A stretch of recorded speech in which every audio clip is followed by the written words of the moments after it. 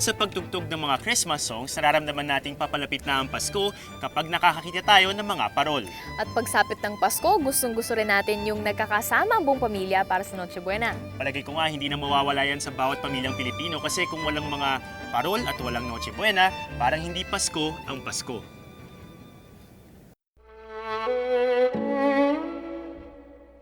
Sa isang liham na sinulat ni Jose Rizal sa Berlin nung bisperas ng Pasko ng 1886, ipinahiwatig ng dakilang bayani sa kaibigang si Ferdinand Blumentritt ang paghahangad niya na muling maranasan ang Pasko sa Pilipinas.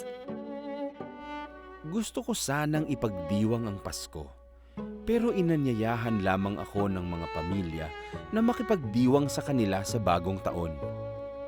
Sa bahay namin noon, ang buong pamilya'y nagsasalo-salo sa isang napakasarap na sopas pagpatak ng hating gabi. May mga batang nag-aayos ng Belen na may imahe ng Batang Jesus kasama ang mga hayop. Napakaganda at napakasaya ng Pasko sa Pilipinas.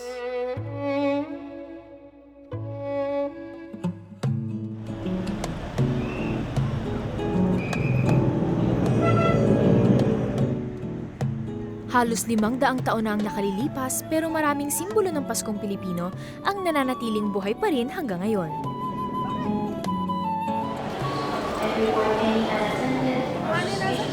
Walang dudang higit na sumasaya at gumaganda ang Pasko sa Pilipinas dahil sa mga parol.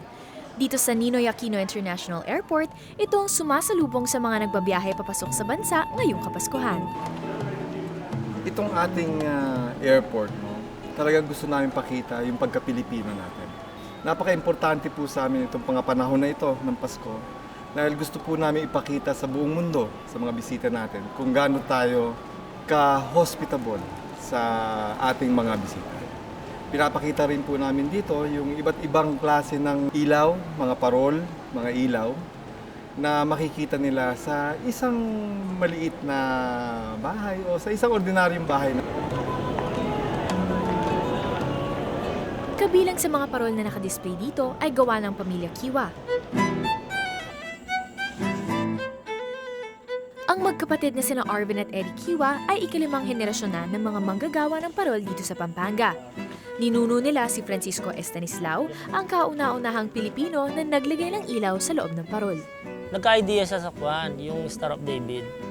Yun ang ginawa niya. Isang star na papel de hapon pa nga yun eh.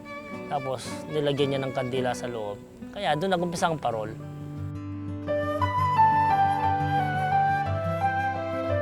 Mula sa inilawang 5-pointed star lantern ng kanilang lolo, malayo na ang narating ng mga dinisenyong parol ni na Eric at Arvin. So, nung year 1990, nag-try kami ng ibang materials gaya ng plastic. So, hindi siya, pwede siyang outdoor. Hindi siya nababasa, okay lang kahit umulan. So ngayon, plastic na rin ginagawa. Kami nakaisip noon na first giant lantern na made of plastic vinyl. Dahil sa mga natatangi at kakaibang disenyo ng mga parol ng mga Kiwa, nakapagpasaya na rin ang mga ito ng Pasko sa iba't ibang bahagi ng mundo. Ilan lang dito ang Dubai, USA, Vienna at Taipei. Sarap ng feeling yun, siyempre. Parang proud na tayo lang na Pinoy ang marunong gumawa ng giant lantern. Wala namang gumagawa sa buong mundo, tayo lang.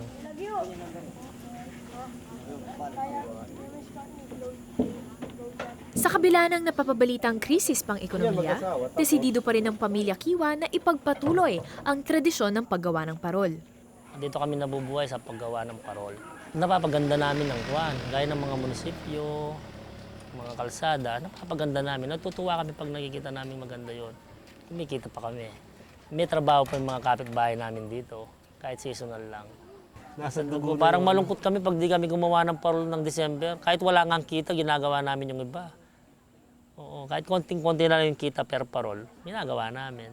At least, ay basta may raos yung mga magtatrabaho.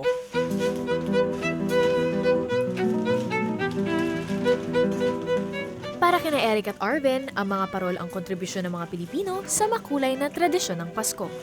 Pag nakakita ko ng parol, gaya yan, may nakasabit na parol, parang yung spirit of Christmas, ramdam mo kahit minsan mahirap ang buhay.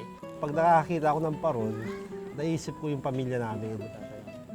Yung magmula sa lolo namin, naisip ko yung sila yung nagpapasaya sa Pasko. Isipin mo kung walang parol tapos magpapasko, lalabas ka sa daan, walang street lanterns, parang hindi Pasko. Di ba? Yan ang naibigay, parang spirit ng Christmas. Yan ang number 1 na binibigay ng parol. Happy birthday, Jesus. Happy birthday, Jesus. Happy birthday, happy... Sa tahanan naman ng pamilya Daza, damang-dama rin ang diwa ng Pasko.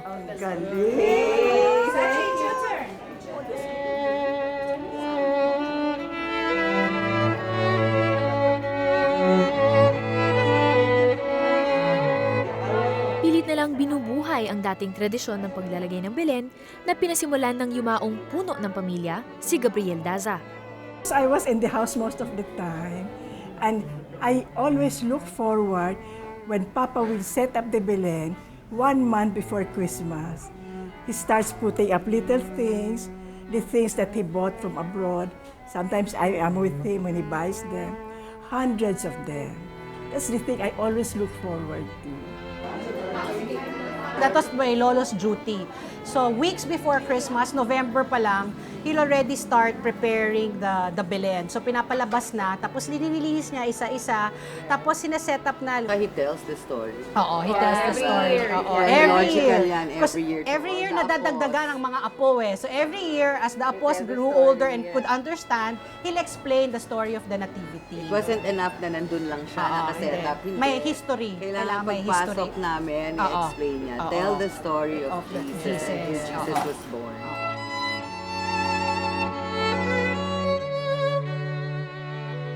Pero nang mamatay ang padre de pamilya, unti-unti na ring naglaho ang tradisyon ng Belen sa Pasko ng mga Daza. I noticed that it was being neglected, and I want that tradition back.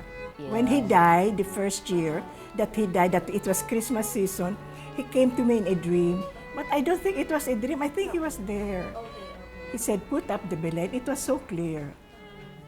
And then I woke up. I started crying, calling my nephew to put up the Belen. It's being done by the children. Continue what he started in the 50s. Up to now, it's from the children, from him to the children to the grandchildren. I think he will be very happy and excited. Ngayon unti-unti ngang ibinabalik ng buong angkan ang tradisyon ng Belen. Bawat pamilya ay may Belen sa kani-kanilang tahanan. Naging kolektor na rin ng Belen si Ginang Tess Daza. At isa ang Belen sa mga dahilan kung bakit mas nagkakalapit ang angkan lalo na tuwing Pasko. It gives me a sense of happiness seeing all the Jesus and Saint Joseph and the baby, Blessed Mother. Throughout the year, we're so busy with so many. And then, at Christmas time, parang, and then you see the Belen, parang you feel more close. That Reminded. you are reminded in that few days that this is Christmas, forget whatever you have been doing the past days.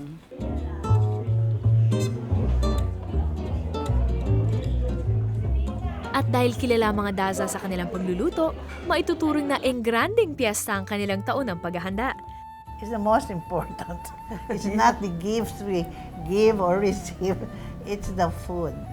In advance. Where do we play?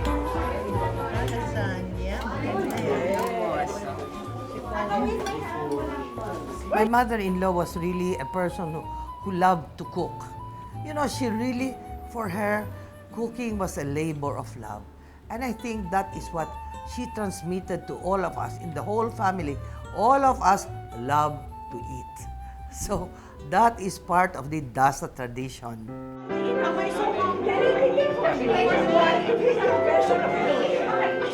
But we always look forward to Christmas because that's the time we all get together. We share jokes, we share stories over good food. So my lola would be cooking days before, and then the spread was always the same, but it was always something that we look forward to. Basta ang pagkain namin parate, she even called it Paella. Valenciana at the time. Paella Valenciana. Oo, Paella Valenciana, Galantina. Bacalao. bacalao, What else did we always have? Leche flan, Yeah, leche flan. ice cream, Russian salad. Yeah, Russian Those were the salad. staples. Tapos sometimes the different families will bring Yeah, additional yung food para lang pangdagdag. It's only during Christmas that we get to taste it. So parang it Look has forward. this, yeah, it's really a very special spread for us. Basic na. Then I make the glazing and then I marinate. We try to get together, but it's different syempre if the patriarch and the matriarch were there, di ba? Kasi they're the ones really who bring us all together. Now, when we get together, it's potluck. O you bring this, you bring that. Like before, Walang nagluluto. Walang nagluluto kasi ang lola ko nagluluto ng lahat, di ba? Kumakain lang kami, dumadating na lang kami. We assign. No, we try to assign the specialty of each family. Pero in a way, it got carried over. Kasi it's not so much the food, it's really yung being together. Wow, you're so pretty. How do you say hi to everyone? I think that's the reason we are together. It's the one that gives us a bonding.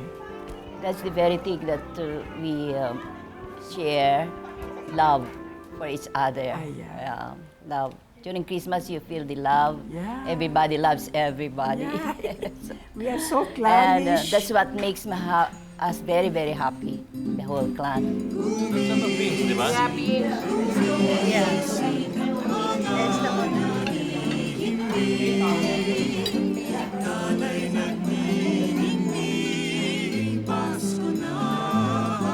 Oh, yung kiss nila. Kiss nila. Kiss Lolo. Kiss nila. Dali, she bought you your cross. Yeah, but for Christmas. Sa pagpapatuloy ng mga nakagisang tradisyon tuwing Pasko, mas lalong napagtitibay ang pagkakaisa ng pamilyang Pilipino. Pero sa harap na maraming pagbabago, ang pagpapanatili sa mga ganitong tradisyon ay isa na raw matinding hamon. Sa aming pagbabalik, ang nag-iibang mukha ng Pasko sa Pilipinas. Totoo nga bang isang negosyo na lang ang Pasko?